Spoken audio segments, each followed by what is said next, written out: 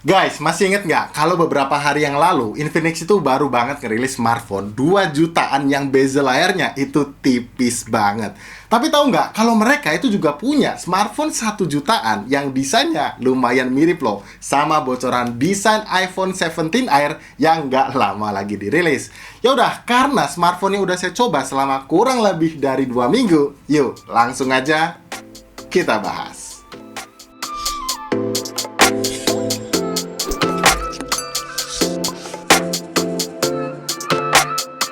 Halo guys, ketemu lagi barengan saya Iksan. Oke, jadi di tangan saya sekarang ini udah ada Infinix Smart 10 Plus, varian tertinggi dari Infinix Smart 10 series yang beberapa waktu lalu dirilis. Anyway, waktu video ini saya buat, untuk harga Infinix Smart 10 Plus-nya ini itu bisa kalian dapat di 1,3 jutaan aja loh. Untuk varian RAM dan storage yang didapat adalah 8/128 GB.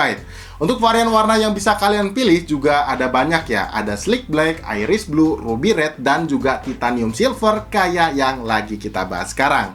Dan kalau kalian langsung tertarik, nantinya ini bisa dicek langsung ya produk showcase yang muncul di sini, atau bisa juga lewat link pembeliannya yang pastinya udah saya cantumin di kolom deskripsi. Oke, kalau ngomongin soal desain, secara experience selama pemakaian saya tuh nggak pernah ada komplain apapun ya. Digenggam pakai satu tangan nggak kerasa capek, feel bodinya juga berasa kayak HP mahal. Dan buat orang yang nggak suka pakein HP-nya casing kayak saya, Infinix Smart 10 Plus ini tuh jelas kasih kenyamanan yang lebih sih. Karena selain bodinya termasuk tipis, buat ukuran smartphone dengan kapasitas daya baterai jumbo 6000 mAh, finishing bodinya juga overall dibikin matte ya, baik di sisi belakangnya maupun di bagian frame-nya, yang tentu aja bikin looks HP ini tuh jadi nggak gampang kelihatan kotor ya, karena bercak sidik jari.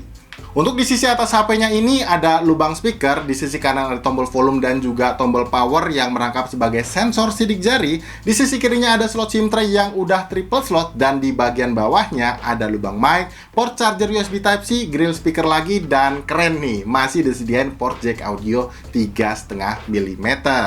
Ya, secara looks emang kelihatan lumayan mirip ya bahasa desainnya sama bocoran desain iPhone 17 Air. Tapi, poin yang paling saya suka dari Infinix ini adalah mereka itu bisa kasih sentuhan pembeda nih guys lewat housing kameranya ini. Cenderung dibuat yang sedikit mengkotak gitu ya. Yang jujur, saya lebih suka desainnya Infinix Smart 10 Plus ini sih, karena jadi kelihatan lebih mewah. Kalau untuk layar Infinix Smart 10 Plus ini dibekali panel layar IPS 6,67 inci, resolusinya SD+, dan udah support refresh rate layar tinggi up to 120 Hz. Untuk ukuran smartphone 1 jutaan, spek layar kayak gini tuh udah termasuk mewah ya. Dan selama 2 minggu kemarin cobain, resolusi layar SD Plus-nya ini masih nyaman aja kok buat dipakai banyak aktivitas. Kayak scrolling timeline sosmed, streaming YouTube atau Netflix, bahkan untuk dipakai main game juga nggak ada tuh yang namanya touch delay. Layarnya juga masih nyaman dipakai pas kondisi tangan lagi basah ya, karena selain memang layar yang dipakai udah support wet and greasy touch, HP-nya ini juga udah ada IP rating 6.4-nya loh, yang tentu aja bikin HP ini jadi tahan dari debu dan juga cipratan air. Ya, kalau soal layar, catatan dari saya sih palingan soal peak brightness-nya aja ya, yang kalau dipakai pas di bawah terik matahari gitu, visualisasi layarnya jadi nggak begitu kelihatan. Tapi ingat guys, sekali lagi ya, ini tuh adalah smartphone 1 jutaan, bahkan bisa kalian dapat di harga 1,3 jutaan aja. So nggak perlu banyak dikomplain ya, apalagi dari segi estetika, Infinix tuh masih bermurah hati loh buat kasih desain layar pansol yang jujur masih jarang banget ya sebetulnya bisa kalian dapetin dari brand lain di range harga segini. Lanjut untuk urusan performa, Infinix Smart 10 Plus ini udah dibekali chipset UniSoC T7250 ya, yang dari hasil pengujian AnTuTu Benchmark-nya bisa dapetin skor di angka 274 ribuan. Ya, kalau kebutuhannya untuk support usaha atau buat dijadiin HP daily buat ngebit ojol gitu, ini sih udah lebih dari cukup ya. Karena pas saya coba HP-nya buat main game, performanya masih terbilang yang oke loh buat ukuran smartphone 1 jutaan. Contohnya kayak pas saya coba main game Mobile Legends nih, settingan grafisnya itu ada di resolusi HD dengan frame rate-nya yang high. Dan sepanjang match, saya bisa dapetin rata-rata FPS yang cukup stabil loh, di angka 58 FPS. Main game PUBG Mobile di settingan grafis mode ultranya pun saya masih bisa dapat rata-rata FPS di angka 39 FPS ya. Jadi memang nggak sekedar cantik secara visual desainnya aja ya, karena soal performa masih bisa diandelin. Apalagi baterainya juga kan gede ya, 6000 mAh, yang sepengalaman saya pakai kemarin masih bisa banget loh buat dipakai hampir 2 hari dalam satu kali pengecasan. Buat gambaran aja, waktu saya pakai main Mobile Legends selama 1 jam, baterainya itu cuma berkurang sebanyak 11% aja. Dan untuk streaming video di YouTube selama 1 jam juga, baterainya cuma berkurang sebanyak 7%. Mungkin kompromi soal baterai ada di pengisian dayanya aja sih, yang walaupun udah support fast charging sebesar 18 watt, buat isi daya baterainya dari 1% sampai penuh, itu butuh waktu lebih dari 3 jam. Kalau soal software, sayangnya saya masih belum tahu nih bakal dapetin jatah update softwarenya berapa. Tapi paling enggak, waktu pertama kali kalian nyalain HP-nya, software yang terinstall udah yang paling baru ya, yaitu Android 15 dengan tampilan UI XOS versi terbaru juga, yaitu XOS versi 15.1.0.